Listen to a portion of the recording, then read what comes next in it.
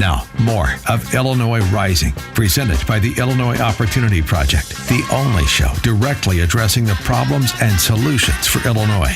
Now, from AM 560, here's Dan Proft. Dan Proft, Brian Timpone back on this edition of Rising. And Brian, things are ratcheting up as we're less than 5 months from Election Day, including at the state level. A couple of new ads out, both from Rauner and Pritzker. You're starting to see some legislative ads already as well.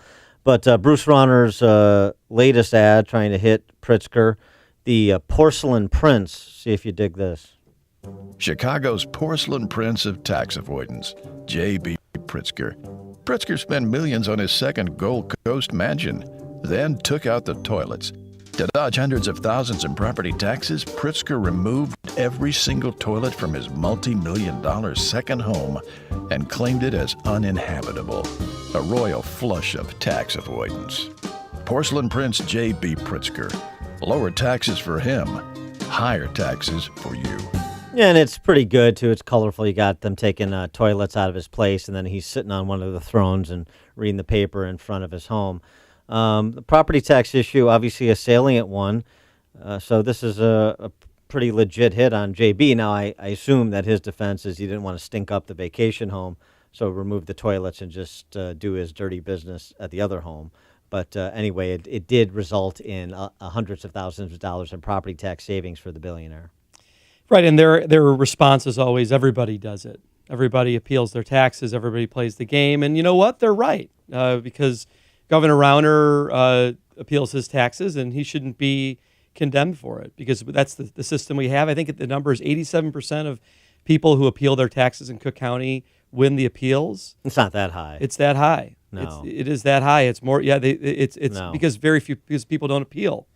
Well, not according to Patlack, but I mean it's significant, but it's not that high. That's what you're talking about, the border review versus the actual appeal. So, but bottom line is, people are routinely overassessed in our county and the city, and that's the game. They expect you to appeal it, and J.B. Pritzker's better at the game. I didn't know about the toilet loophole. Well, yes, it's a way to reduce your footprint, as it were, but do you think that has currency for Rauner, even though sort of everybody does it, that you think people understand that if J.B. Pritzker is paying less taxes than he should, that means that burden is going to be redistributed onto me, and I'm hardly a billionaire? I don't think anybody, I think the overwhelming majority of Illinois voters don't understand how the property tax system works, and that's by design. You know, we've heard about all these caps, and limitations on growth, and your taxes go up every year, and your housing value goes down every year. So, Rauner had, I think, a lot of opportunities in the last 4 years to do things that would have lowered property taxes, and he didn't seize them. So I don't think that voters, at least on the Republican side, have a lot of faith that anything he'll do would be better than what Pritzker would do in the next 4 years on property taxes. Well, so that may have been progress for Rauner against Pritzker, even though I still believe, based on the evidence, including the numbers, that Rauner is dead man walking, which is why I refer to him as former Governor Bruce Rauner, because he will be after the first Stooges Day, after the first Monday in November.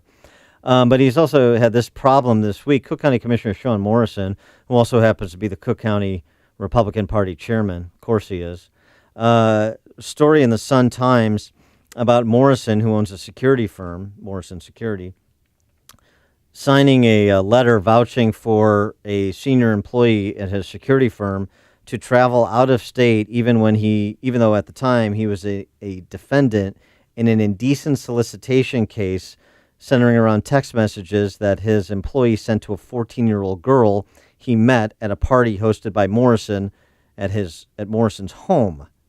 When this employee went out to Colorado, thanks to the letter of support that Morrison wrote, he was arrested again, charged with using the internet to try and sexually exploit another child. Morrison saying in defense to the Sun-Times that he only didn't fire his employee immediately after his first arrest because his attorneys told him that his employee could have the basis for a wrongful termination suit, and he didn't want his employee to profit from his criminal activity by hiding behind labor laws. So Shawn Morrison was actually taking a hard line when he didn't fire his employee after being arrested for indecent solicitation of a 14-year-old girl, and then vouching for him so he could travel to Colorado to do business for Morrison's firm. Yeah, I'm not sure what's more absurd in this situation, the fact that a security consultant is creeping out 14-year-old girls. I mean, the guy deserves to get knocked out. Or the fact that... Or in prison, which he was for 3 years. Or the fact that that a politician, somebody who is ostensibly pushing public policy, would suggest that you could file a wrongful termination lawsuit and make money on this when you're, again, when you have this kind of glaring evidence.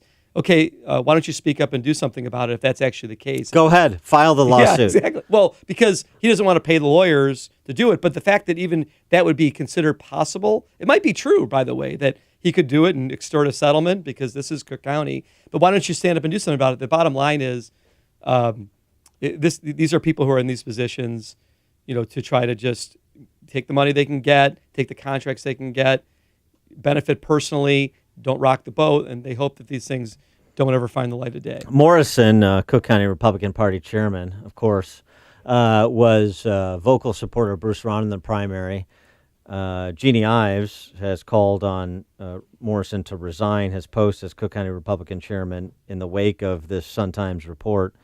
But it's interesting. It'll be interesting to see if Ronner has any statement on this, given the culture of sexual abuse in CPS, the culture of sexual harassment in Springfield we were discussing earlier in the show.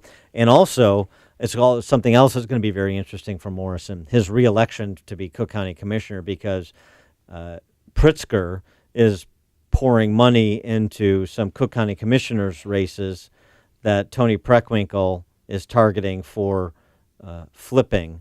So the few Republicans still left on the board, Shawn Morrison, Greg Goslin up on the North Shore, and Tim Schneider, the Republican State Party chairman, who's also a Cook County Commissioner. It's nice that we have all the leadership on the Cook County board, leadership of the party there. $400,000 that has been sent by Pritzker to Preckwinkle for use by the opponents of these three Republicans. I guess Pete Silvestri, you still consider him a Republican. He would be the fourth of the 18 members of the Cook County board. But Preckwinkle, after taking out some Democrats in a primary with the help of SEIU, she's making a play for these seats that have been kind of left to Republicans up until this cycle. She's trying to eliminate the Republicans on the board, and Shawn Morrison just gave her a lot of fodder, didn't he?